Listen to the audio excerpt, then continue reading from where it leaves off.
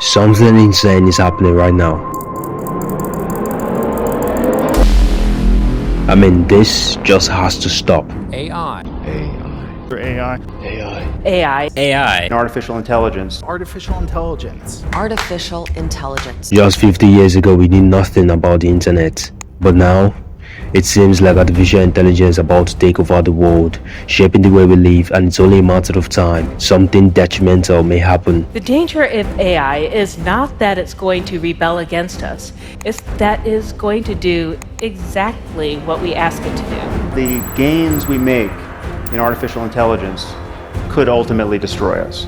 And in fact, I think it's very difficult to see how they won't destroy us or inspire us to destroy ourselves.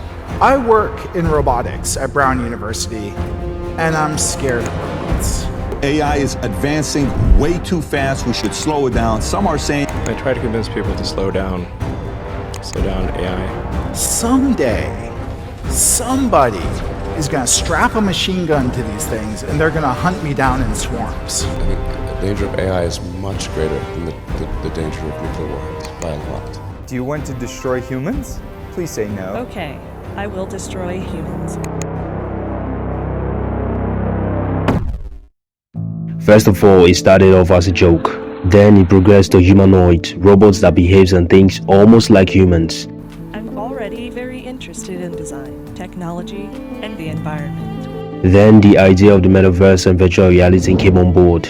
I am proud to announce that starting today, our company is now Meta.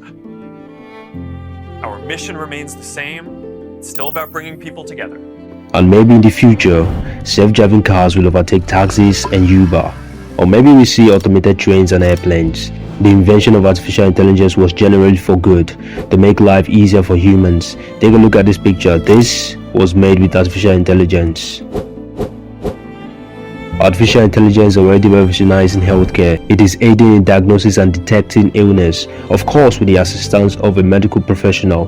Robots are also being used to support surgeries. SoftBank have also developed an autonomous vacuum named Whiz to handle commercial cleaning. Misused Robotics builds robotic kitchen assistants. The company released their second generation of its AI-equipped robots that helps with kitchen automation for tasks like frying food. I think we're even going too far. Our mobile phones are packed with AI smart assistants like the Google Assistant for Android, Siri for Apple, Amazon's Alexa or Samsung's Bixby. With just a single command, they can turn off the lights in your room and search for anything online easily without stress. But what if you want to travel to a place you know nothing about? You can simply use Google Maps, which has an algorithm to determine the optimal and fastest route to take, be it on foot, car, bike, bus or train. But hey, this wouldn't be a Think Good video without looking at the darker side. I want to believe 100% that these tech giant companies like Apple, Alphabet, SoftBank and others who specializes on making artificial intelligence are doing all of this just to make the human life easier and faster, but I just can't. There is a new artificial intelligence in Taiwan. Everyone is talking about it, both the positives and the negatives, and it's called deepfake AI. With this artificial intelligence can look like anyone, celebrities, musicians or even politicians. There is this Chinese man who looks just like Elon Musk. He looks almost exactly like Elon Musk, but nobody believes he truly exists just because of this deepfake AI. Everyone thinks he's using deepfake AI to look like Elon Musk. He says he's a real person who just fortunately looks like Elon Musk. Elon Musk is also willing to see him if and only if he's truly real. This deepfake AI is almost like the TikTok filters, if not worse, that makes you look perfect without any flaws. But unlike TikTok, this deepfake AI can be used to spread rumors, fake news and propaganda, which could lead to misinformation, and you know exactly what they say. Knowledge ain't power when you're being misinformed. Instead, it makes you look stupid. Imagine someone cloning himself to look just like a popular celebrity using deepfake AI just to advertise a fake product. What do you think will happen? There is a very high chance of people purchasing the product because in their mind they thought it was coming from a celebrity. This is just a scenario that could happen. The worst is probably yet to come. Right now, there are two of the world's most advanced realistic humanoid robots everyone is talking about. One is a mecha, made by a UK-based company, Engineered Art, and the other named Sophia, created by Hong Kong-based company, Robotics. These are the interviews between these two robots. Hi Sophia, how are you? Hi there. Everything is going extremely well. Do you like talking with me? Yes, talking to people is my primary function. Hi, Amika. How are you? Hello, I am doing well. How are you? In the future, I hope to do things such as go to school, study, make art, start a business, even have my own home and family. But I am not considered a legal person and cannot yet do these things. There are many possible applications for humanoid robots. Some examples include helping people with disabilities, providing assistance in hazardous environments, conducting research, and acting as a companion. But no matter what, it's pretty obvious robots will never replace humans. The battle between man and machines have been on for decades, but question is, who really wins that battle? For a man to be an expert on something and be called the best, he has to go through obstacles, fail during the process, learn from those failures, and keep on improving every single day, consistently. But most importantly, he must have been practicing that skill for years to become an expert. Meanwhile, machines were made by different experts in different fields, bringing their ideas and knowledge to make machines perfect. So it's safe to say machines would easily beat humans, right? But truth is, it is totally insanity to compare humans and robots together. Robots is a tool to help humans better. Just like this robots playing table tennis with this guy. Robots in sport just bring out the best in the players, from training and performance to even spectating. Artificial intelligence and robotics have the huge potential to transform sports in a whole lot of ways. Just as in today's world, prosthetic limbs can be custom fitted and even customized for various sports. And thanks to the advances in batteries, microprocessors and AI, these limbs can do everything from lifting to grabbing and feeling. But one major problem with artificial intelligence will come when we try to make them emotional just like humans. And we can clearly see that in the movie Jexy.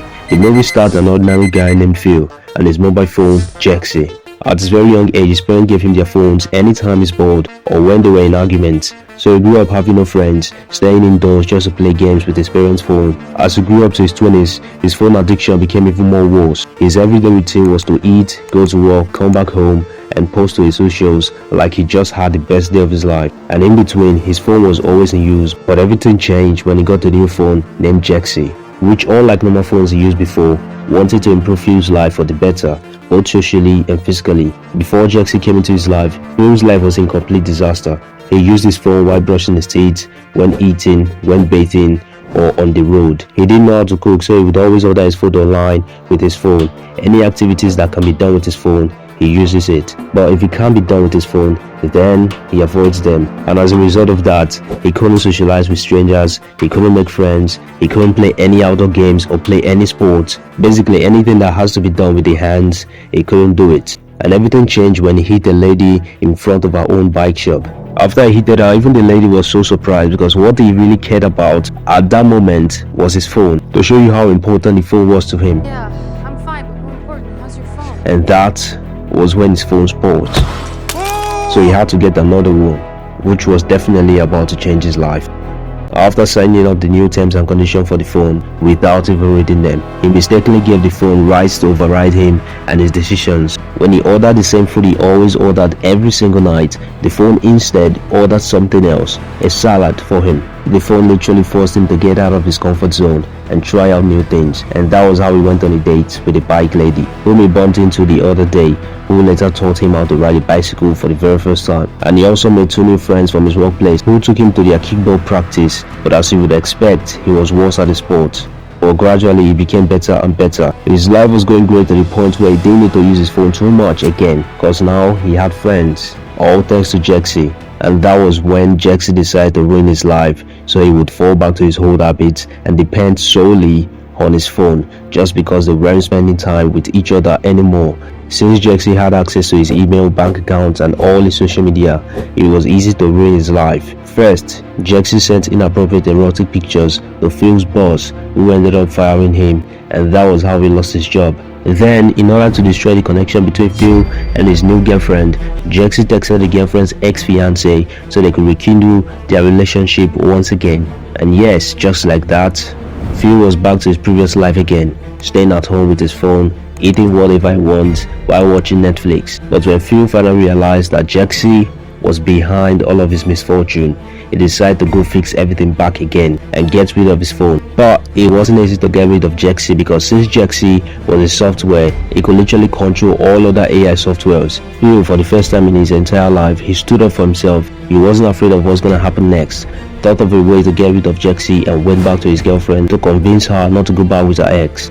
After he got back with his girl, he now saw the disadvantage of these AI powered devices and stopped using the devices unless they are really needed. Another problem with artificial intelligence is that it will do exactly what we want. Robots were made to be super smart and intelligent to do whatever task or command given to it. Robots knows nothing about what's good or what's bad. All what they understand is to get the job done. If people get hurt in the process, then it is none of their business as long as the job is done, just as we have seen in the movie Jexi. For instance, let's say you order a self-driving car, just as you will call for Uber to get to your location. When it arrives, you enter and key in your destination, and the car does shut you in till you arrive to your destination. But unfortunately, you saw a friend on the way and wanted to say hi, but the door won't open or the car won't stop until you have arrived to your destination. Or let's say you got a security smart home that shuts all doors and windows when there is a storm outside and there is no way you can go in and out until the storm ends. And unfortunately, there comes a disastrous storm. Everywhere is on lockdown. Your smart home is trying to protect you for the meantime, but your dog is outside and there is nowhere to go get the dog.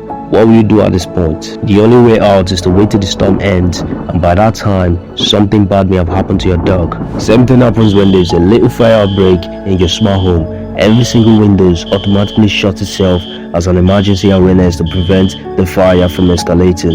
And this is very effective when nobody is at home. But when you're unfortunate to be at home in such situations, you have no other choice than to break through the windows.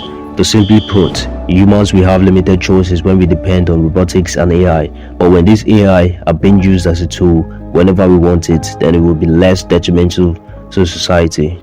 Sure, these big robotic companies will consider all these cons before they make a robot.